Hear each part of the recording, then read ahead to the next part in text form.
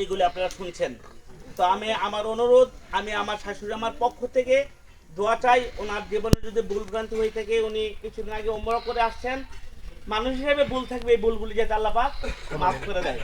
আর বিশেষ করে ওনারা দুই ভাই, উনি একটা বুদ্ধিমানের কাজ করছে, তিন ভাইয়ের মধ্যে দুই ভাই আলেম, বুদ্ধিমানের কাজ করছে, উনি কিন্তু ওসিয়ত করে যায় নাই যে তুমি আমার জানাজা দিবা।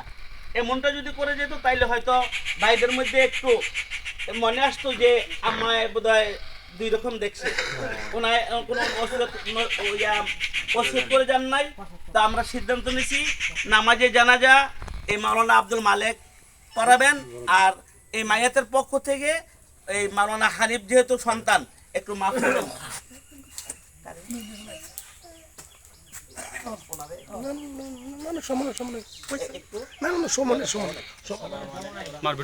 আমি এই বলে শেষ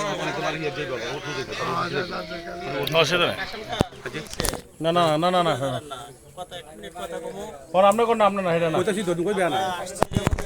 শোনেন, আমার আম্মার সম্পর্কে আপনারা জানেন, আমরা ছেলে হিসেবে মাকে আসলে করতে পারি না। উনি আসলে কুমিল্লার বাসায় যখন ছিলেন, ব্রাহ্মণপাড়া ছিলেন, আশেপাশে তারা মন্তব্য